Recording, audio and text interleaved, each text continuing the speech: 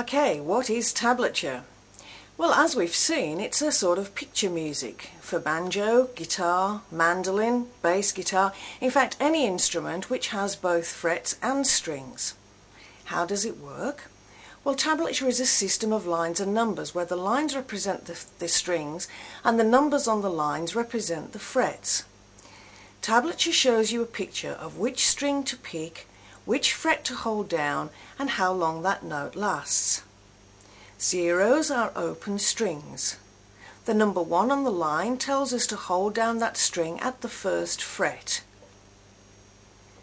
And number 2 tells us to hold down the string at the second fret. These numbers refer to frets, not fingers. Tablature doesn't tell you which finger of the chord hand to use. I guess you could use your nose if you wanted to. Tablature doesn't care as long as that string is held down at the correct fret. I've found the most common problem with learning written music is counting the note values. Most people are taught to count 1 and 2 and 3 and 4 and so on. The problem with that is that every measure ends up counting the same.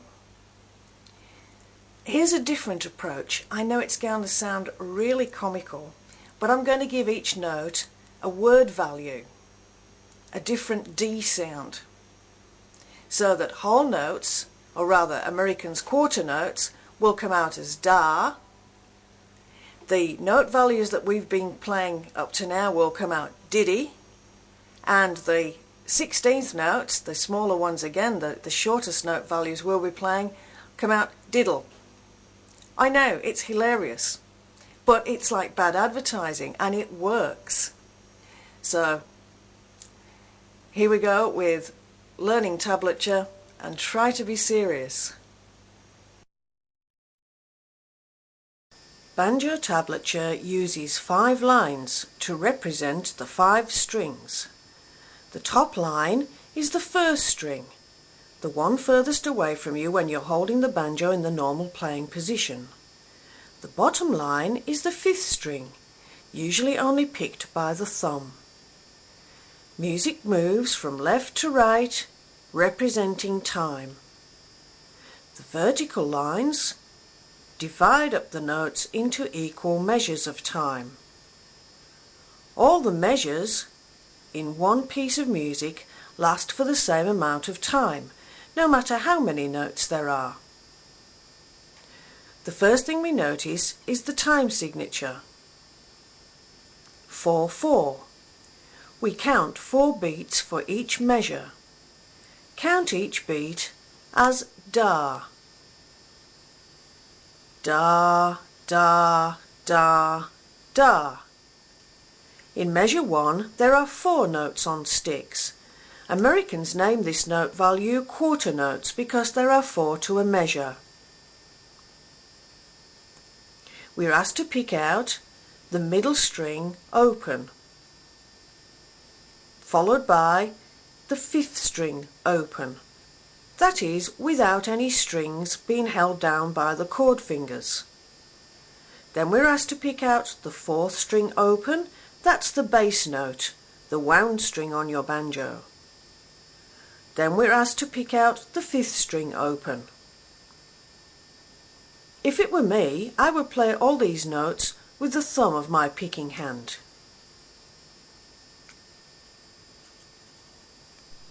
In the next measure, we have the 3rd string open, followed by a pinch. That is, 2 strings picked together. In this case, it's a thumb on the 5th string together with the middle finger picking the 1st string. That's because usually the middle finger looks after the 1st string.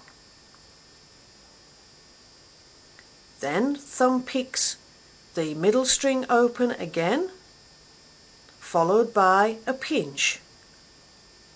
Pick, pinch, pick, pinch. Count da, da, da, da. In this measure we're asked to hold down the 3rd string at the 2nd fret. If it were me, I'd choose the second finger of my chord hand to fret that note. It's logical that first finger would hold down first fret, second finger would hold down second fret, and third finger would hold down third fret. In this measure, once you've got that second fret held down, hold on to it because we're coming back to it. It's an economy thing. So, pick, pinch, pick, pinch.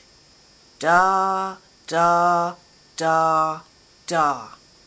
The little T's underneath are there sometimes to help you with your picking fingers. This is the thumb symbol.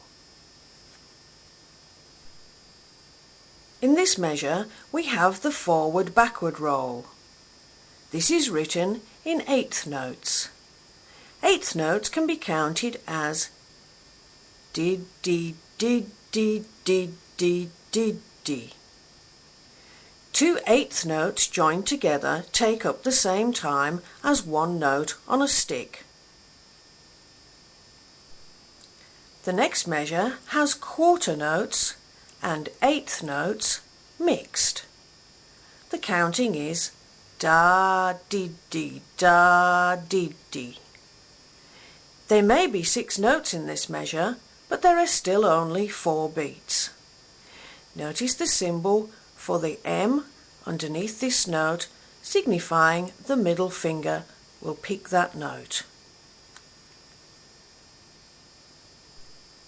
Here's an example of a C chord, picked through from string number 4 through to string number 1. The tablature is simply following the outline of the C chord. Hold down a C chord, then pick down through the strings one at a time. Pick this string with the thumb, this string with the thumb, this string with the index finger, and this string with the middle finger. Here's the D7 chord, picked through from string number 4 through to string number 1. Remember, the numbers on the tablature refer to fret numbers, not fingers. In tablature, when there's a change of chord, the new chord will be written above the measure. Tablature shows you a picture of which string to pick, which fret to hold down, and how long that note lasts. This next measure shows an example of how a hammer-on is written. We'll be covering hammer-ons very soon. Notice the little H underneath, and that hammers are from a lower note to a higher note. Pick, pinch, hammer, pick. Da, da, dee, dee, da.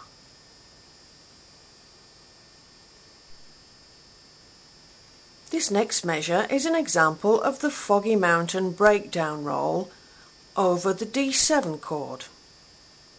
Notice the directions for the fingering are written underneath. Index, middle, thumb, middle, thumb, index, middle, thumb. Count did, did, did, did, did, did, did, did. This next measure is an example of the Foggy Mountain breakdown roll over the C chord. If you held down the C chord and picked roll number 6, that's exactly what's written here.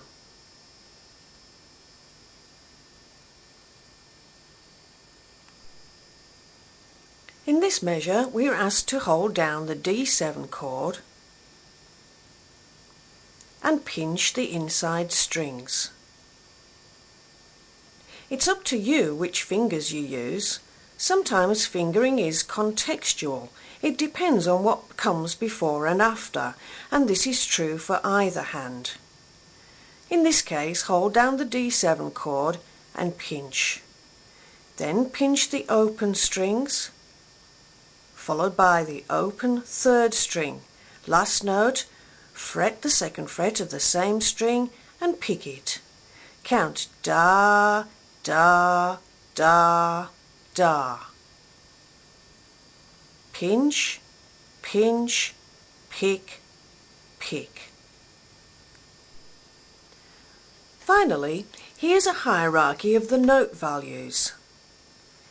A quarter note, followed by 2 eighth notes, a mixed group of an eighth and 2 16th notes, and a group of 4 16th notes. Count 16th notes as diddle diddle, diddle diddle. Each group of notes lasts for 1 beat. The counting is da did dee did diddle diddle diddle da did dee did diddle diddle diddle. I'm going to turn on the keyboard now so you can hear the major beats in the background.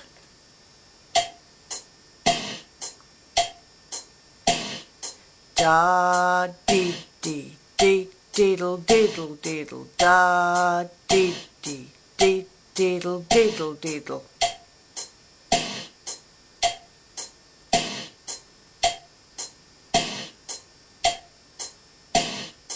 Da dee dee dee diddle diddle diddle.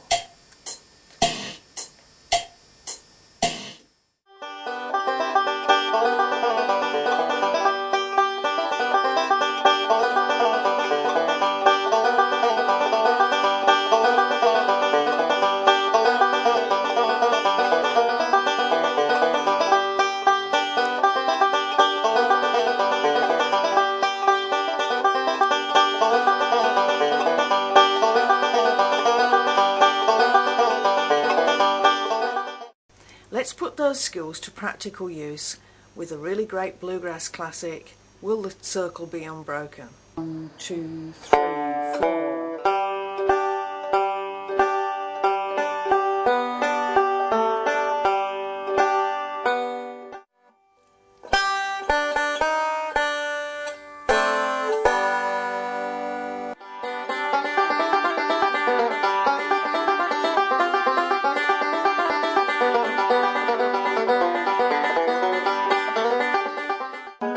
The tune or melody is mixed in with the rolls and fancy bits called licks.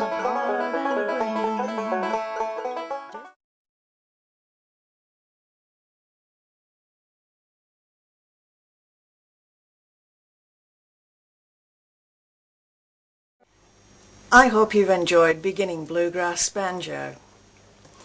You've picked up a lot of information during this video. You've got your basic rolls down pat, and you've learnt some tips on silent practice.